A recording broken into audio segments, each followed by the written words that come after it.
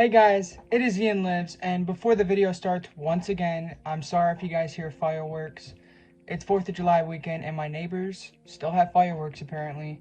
They've been lighting them all day, and it's annoying because I tried to record a video the other day when this was happening, and I kept losing my train of thought, but whatever. Today is the day that we are finally going to be reviewing Maxxxine, by far probably my highest anticipated horror movie or movie in general of the entire year, next to Alien Romulus, which I'm also still really hoping will pull through. Maxxxine was one though that I knew I would for sure be in the theaters on day one, just because solely off of how much I enjoyed X and Pearl and how much faith I have in Mia Goth and Ty West. X was a movie that I absolutely loved. There's no problems with it in my opinion whatsoever. It is a perfect movie. I know a lot of people have their gripes with X, but I absolutely love it. It is probably top 5 horror of this decade so far and is one of the best modern horror movies to come out. And then Pearl was a movie that I wasn't fully enamored with as much as many people. I've only seen it once or maybe twice. It's not one I want to rewatch too often, but I did think it was great. It's just not what I was really looking for in a movie that was supposed to follow X. But Maxxxine I was excited for because it's supposed to follow directly after X. You follow Maxxxine like 5 or 6 years after the events of X. It's 1985. X took place in 1979, so again, different time period. She is pretty well known for her dirty movies, her porn movies, but she wants to start acting like in real movies. She finally gets a gig, and then once she starts getting a gig, some murders start happening, and then she also starts getting flashbacks to the events that happened to her in X, which kind of hold her back from doing her thing. Moving on to what you guys came here for, the pros, what I enjoyed about the movie. I have to start off with talking about Mia Goth's performance. Now, this isn't probably not her best performance out of the trilogy, but it's still phenomenal, and it's proving that she is going to move on to do great things past this trilogy, hopefully. But I do think her performance in Pearl, even though it's not my favorite of the trilogy, her performance in that movie is undeniable. Maxxxine, she is more laid back. She plays kind of like the badass, not scared of anything type woman who is just fearless, and she already dealt with murder and despair once. She doesn't really care anymore. She's just gonna face it, that type of role. And she doesn't have a lot of, not personality is not the word. It's weird, but I did enjoy it. It's hard to explain. She doesn't feel like the lead of the film because there's so much other star power happening. But I did enjoy Mia Goth's performance overall. I thought she did good, reprising the role of Maxxxine. Obviously, the things that I just talked about were probably done on purpose, and I enjoyed most of it. So yeah, again, phenomenal. The other acting performances were also great. You get performances from Kevin Bacon, and Kevin Bacon has a lot of the comedic relief. His character is like very greasy, very slimy, douchebag type character that lights up like every scene he's in, basically. You also get a performance from Halsey, who I guess is a musician. I'm not super familiar with her. I loved Moses Sumney's performance. Again, I think he's a musician. Not super familiar with him, but he plays this like, he owns a video store and he's best friends with Maxxxine. I loved his character for whenever he was in it, and I thought the acting was great. He plays this kind of nerdy, standoffish person who doesn't really feel like he fits in, and I thought it was really good. Also, the guy from Breaking Bad who plays Gus, I'm not even going to try to pronounce his name. I'm sorry, but he is in here kind of a smaller role. He does play a big part into a certain part of the movie, but again, I thought his performance was great. He wears a little silly wig, which was very funny. I also really liked Bobby Cannavale, I think is how you pronounce his name. I've seen him in stuff before. He's one of those guys where you know his face, but you don't really know his name. He plays a detective in here. Very fun performance from him. He has some funny lines and stuff. So this cast is probably the most complete out of the trilogy. You know, X had some star power. You had Brittany Snow, you had Jenna Ortega, you had Kid Cudi, you had the guy from The Ring. You had some good star power in X. Pearl was very limited, very laid back. There weren't super memorable faces in there besides Mia Goth. Maxxxine feels like it's the biggest movie of the three. Like, they really went in, they wanted familiar faces, they wanted these big characters that have these really cool performances, they want all of these characters to have their own personalities, and I thought that that was all done very well. Every character has their own little thing about them, and again, I just loved the cast overall. Another pro that I had with this movie was obviously the style. This trilogy has been basically ran on style for all three of the movies. The first one being a very old slasher, gritty, dark slasher tone, like movies like Texas Chainsaw Massacre and The Hills Have Eyes being most likely the biggest inspirations for X. And it's very straightforward, dark, gritty, gross. Pearl was more shiny. It was more of a character study. It was more of its own thing, even though it did borrow from different pop cultures. Maxxxine goes full-on giallo. It goes full-on Italian 80s giallo. It takes a lot of things from movies like The New York Ripper and Don't Open Till Christmas. Those very gritty giallo movies that take place in like the crime-ridden cities. Maxxxine has that written all over it. The killer, when they show the killer, they show like black gloves just holding a knife, or black gloves like gripping on something. Very giallo, because those movies always focused on the killer's hands for some reason. Whenever there's a kill scene, they show the knife only while it's stabbing. Very classic feeling. And then of course you have the detective characters, which are littered throughout all of giallo basically.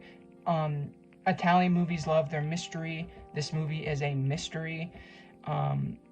So I really love the style. It's got the LA feel, but it's very gritty, dirty, crime-ridden LA. It's the 80s that wasn't super bright and happy. It's a different look for the 80s. Using the 80s era for a movie has kind of been played out. But I enjoyed the different route that they took with the satanic panic craze that was happening. They focused on that. They focus on the, what was it, the Night Stalker, I think is what it was, the serial killer that's actually happened in real life. They include that into the plot. So it's much more darker themes that were happening during the 80s than the super vibrant happiness. And also the color scheme. Again, very giallo, but I did love the color scheme. A lot of vibrant fluorescent reds. Which again, huge in Italian horror. I'm not super diverse into that. I barely dip my toes in the water when it comes to that. But it reminded me of those two movies the most. The New York Ripper and Don't Open Till Christmas. I think Ty West, I'm most impressed with that, is that all three of these movies have different styles and they're going off different horror subgenres. The first one being a slasher. It's just a slasher film where you see these people get picked off by these crazy killers. And then the second one is a character study, which really dives into one character, and you focus on one character as they break and lose their sanity. Maxxxine is a murder mystery, basically. It's a mystery whodunit slasher film, which is very different feeling. This is the most drastic change out of all of the three films. Another thing that I loved was the gore. Gore was fantastic. They used mainly practical effects. There might be some CGI in there, but I didn't notice any. There's some very shocking gore in here. There's one that involves testicles, which was very gnarly and very unexpected and was shocking. It was shocking, and I felt it for like 10 minutes in my soul. I think any guy would. There's also just some really, it's hard to explain. There's kills where the killer cuts people on places I've never seen before, like in horror movies. Like the slice on the back of the neck, never seen that before. And it's very interesting. They tried something new-ish. It's not super original kills. X didn't really have super original kills. Pearl had some memorable scenes, like the wheelchair. But there's just, this one builds off shock factor, where stuff happens very suddenly, very abruptly, and you're just like, oh my god, that's awesome, but gross, and I loved it for that. The gore was great. They nailed it. They really did nail it. And yeah.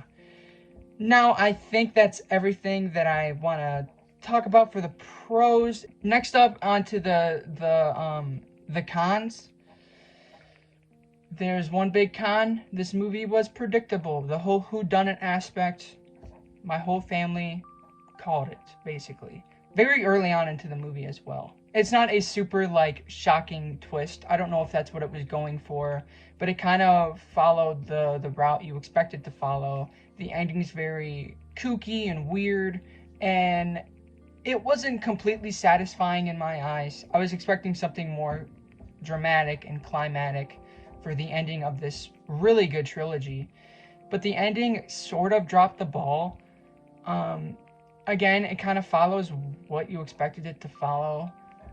It's a very classic trope that they go for the twist, but yeah, the ending, not the greatest. Another thing that I wasn't huge on was the, again, kind of hard to explain, but the substance of the film. Again, I know that they're trying to go for the Italian giallo thing, but there was points where I'm like, okay, we've just heard music and have been treated to great cinematography for 10 minutes. When is the movie gonna start? You know what I mean? A lot of this movie is just like visual, which again, giallo does that all the time. That's probably what Ty was going for, but again, was kind of wishing for a little bit more on that standpoint. Also, something I forgot to mention in the pros, the soundtrack was great. They don't go for like the typical 80s songs that you hear in every single 80s era movie. They go for not deeper cuts because they're still really popular songs, but you don't hear them super often in modern movies, so that was really nice. So I think I listed off everything I wanted to talk about. Maxxxine, for me, is tied with X almost. X, again, perfect movie. Maxxxine has only a couple tiny problems in my eyes. Pearl, not super rewatchable or enjoyable, but is a damn good movie, very well made. I respect it more than I enjoy it. So if I would do a little ranking, it would be X, Maxxxine, Pearl. Overall, I'm giving Maxxxine a 4.5 out of 5. I know I've been giving that score a lot lately, but I really enjoyed my time with this. I thought it was really fun. I was shocked to go home and look at people who didn't like this movie. Again, it might be the style that Ty was going for that most people might not enjoy. They might not like that Italian slow style that goes for more visual than actual substance. I enjoyed most of the style of this film. There are times where I think it's focusing too much on its style. But again, Maxxxine was a fun time. It was worth the wait and the hype. Not my favorite horror film of the year, but it's definitely close to it. Ty West did a damn good job. This overall wrapped up the trilogy in a damn good way. This was such a stylish, fun, brutal movie that I think came together greatly. That's the video. That's my review for Maxxxine. Let me know if you guys have seen it. Let me know your thoughts down below. Subscribe to the channel, turn on the bell. Thanks again for 1,000 subscribers. Follow my Instagram at IanLives_, and follow my Letterboxd at wehateian. And I absolutely love you guys. Peace.